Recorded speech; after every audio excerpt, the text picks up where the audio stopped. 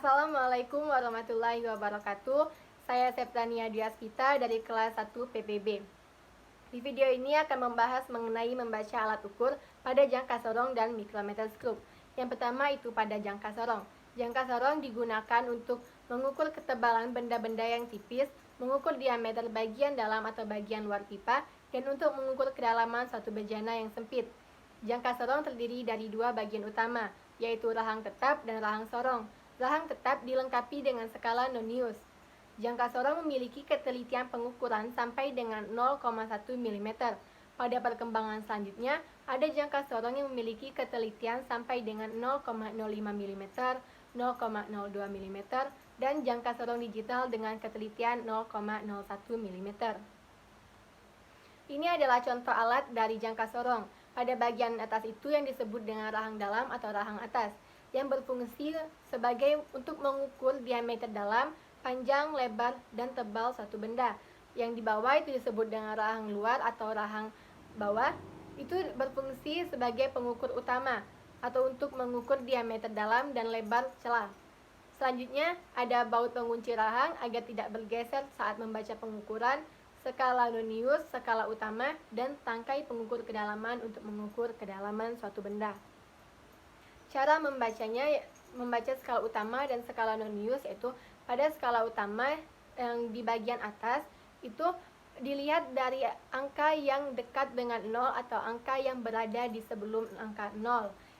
Nah, di gambar ini itu 21 mm atau 2,1 cm. Untuk membaca skala Nonius itu satu garis yang tegak lurus dengan skala utama. Pada gambar ini yaitu 0,03 cm atau 0,3 mm.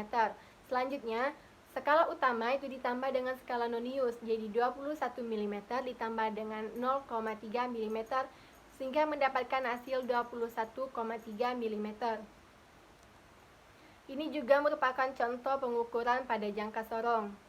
Nah, yang ini adalah contoh pengukuran panjang suatu benda menggunakan jangka sorong di mana benda ini adalah paku. Jangka sorong ada dua jenis, yaitu jangka sorong manual dan jangka sorong digital. Keduanya memiliki fungsi yang sama, hanya saja tingkat ketelitiannya yang berbeda. Selanjutnya itu mikrometer skrup.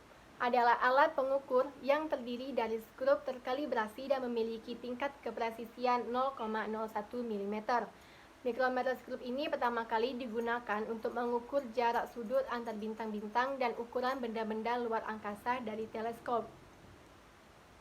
Ini adalah contoh alat dari mikrometer skrup dan beberapa bagian-bagiannya seperti anvil, spindle, loop nut, slip, timbal, fletcher, frame yang memiliki fungsi dan kegunaannya masing-masing. Seperti pada gambar ini adalah pemaparan dari fungsi bagian-bagian pada mikrometer skrup.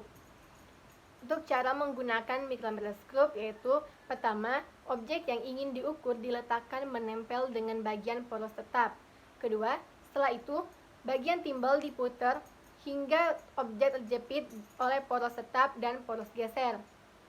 Selanjutnya, bagian lacer dapat diputar untuk menghasilkan perhitungan yang lebih presisi dengan menggerakkan poros geser secara perlahan.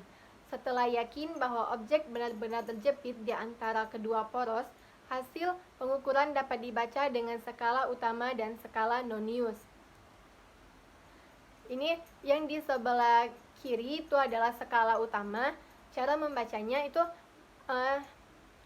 pada yang garis terakhir itu 5,5. Jadi pada skala utamanya itu 5,5 mm.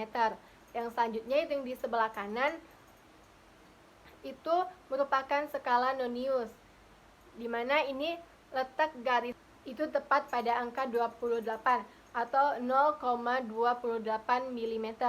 Jadi untuk pengukurannya itu skala utama ditambah dengan skala Nonius sehingga 5,5 mm ditambah dengan 0,28 mm yang mendapatkan hasil 5,78 mm.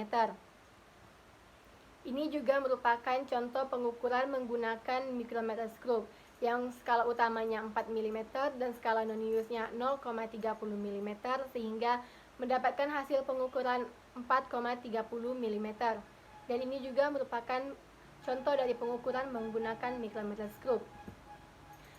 Sekian pembahasan membaca alat ukur dari saya. Apabila ada salah kata, saya mohon maaf. Kepada Allah saya mohon ampun. Saya akhiri.